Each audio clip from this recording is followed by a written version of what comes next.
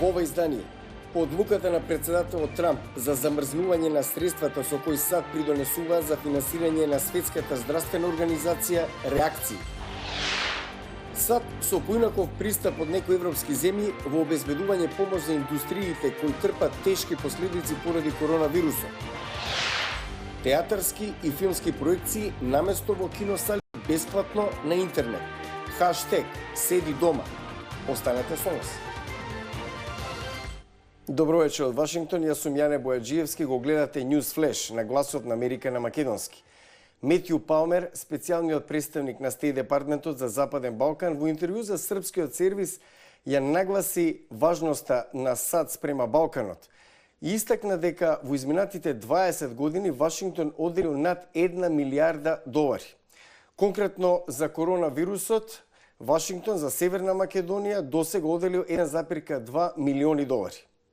Целосното интегрално интервју со Палмер може да го проследите на нашата интернет страница и социјалните медиуми, а сега на почеток вестите. Кина, Германија и Европската Унија денеска реагираа на вчерашната одлука на председателот Доналд Трамп за замрзнување на средствата со кои САД придонесуваат во финансирањето на Светската здравствена организација. Трамп пак вели дека причина за одлуката е тоа што СЗО неадекватно ги истражува раните извештаи за вирусот во Кина. САД имаат поинаков пристап од некои европски земји за помош на индустриите кои што се најтешко погодени од коронавирусот поради мерките на владите. Брајан Паден има повеќе. 10 милиони работници минатиот месец престанаа да работат поради пандемијата на коронавирус. Тоа донесе милиони барања за помош заради невработеност. Системот на САД е преплавен. Се уште немам добиено ништо. Знам дека службите се преоптоварени, се јавувам и на телефон, но ако воопшто дојдам до некого, немаат одговор. Низ целиот свет мерките за затворање на бизнисите за да се забави смртоносната пандемија оставија многу бизниси на работна колапс. Во некои европски држави владите им плаќаат на компаниите да ги задржат работниците на платниот список. Ова со цел да се стабилизира економијата и да се намалат последиците од финансиските турбуленции за време на јавната здравствена криза. Тогаш работниците знаат дека има место каде што ќе се вратат, не ја губат здравствената заштита. Но во САД повеќето работници имаат право на помош само откако ќе ја загубат работата. Губењето на работното место за многумина значи и губење на здравствената заштита обезбедена преку работодавачот. Згора на тоа, некои како што се недокументираните имигранти се исклучени од правото за бенефиции поради невработеност. Федералната влада е во процес на испраќање по $1,200 директно на американците кои имаат умерени приходи, а Конгресот преговара за втора рунда на економска помош. Американската влада прави и нешто друго. Преку програма намената за малите бизниси им ги отпишува кредитите на работодавците кои позајмуваат за да ги задржат работниците на платен список. Пандемијата со COVID-19 само ја потврди потребата од формирање нов центар за управување со кризи, сега под капата на НАТО, а иницијативата е од еден стипендист на Американската амбасада. Милена Ѓоргиевска со деталите. Над 3 милиони луѓе на Балканот биле погодени од разни катастрофи во периодот од 2007 до 2017 година. Околу 1000 луѓе го изгубиле животот, а материјалната штета се проценува на над 8 милијарди долари. Балканот и светот сега се соочуваат со нова закана – пандемија со досега речиси 2 милиони заразени луѓе на глобално ниво. Од тука и потребата за заеднички одговор при катастрофи. Ваква иницијатива поведе Елмаз Хасановиќ, граѓански активист и стипендист на Американската амбасада во Скопје.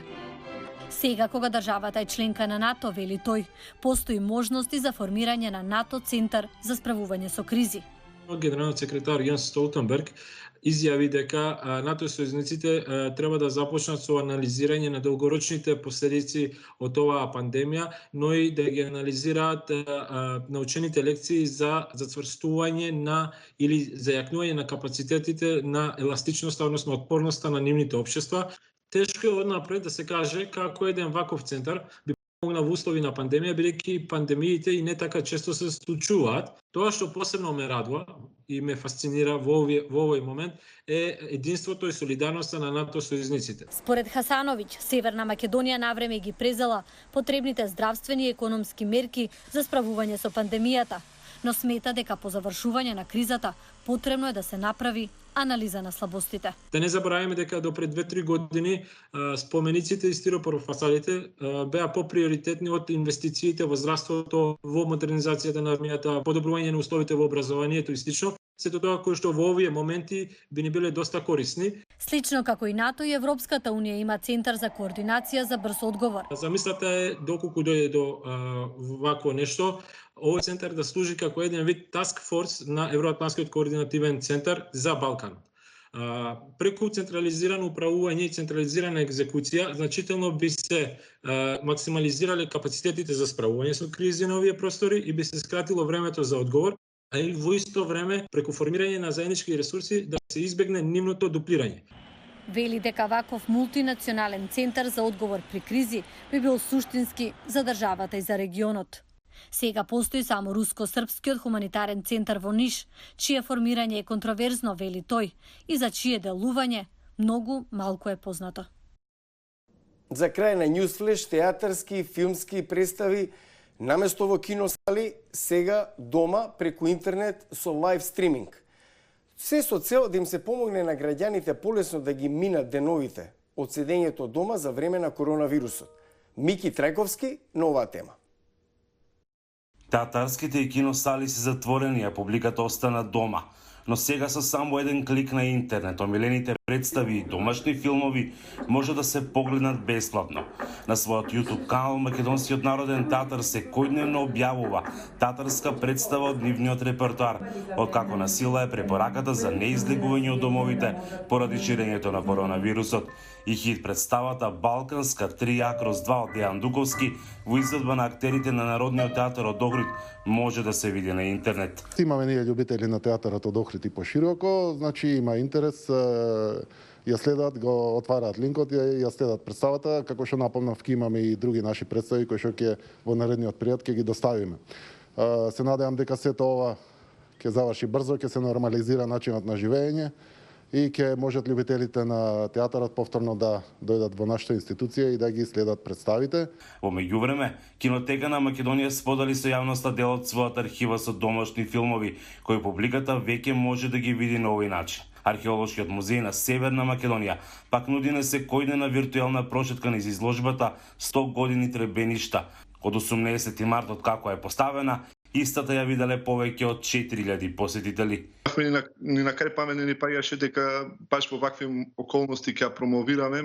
Изложбата може да се посети така што се покрај секоја витрина се изработени посебни маркери, тагови, кои кога ќе ги стиснете се појавува прозорец во кој можете да видите фотографија на самиот артефакт во добра резолуција, во добар квалитет и да прочитате димензии, некои основни информации, што представува самиот сат, од што материјал е изработен.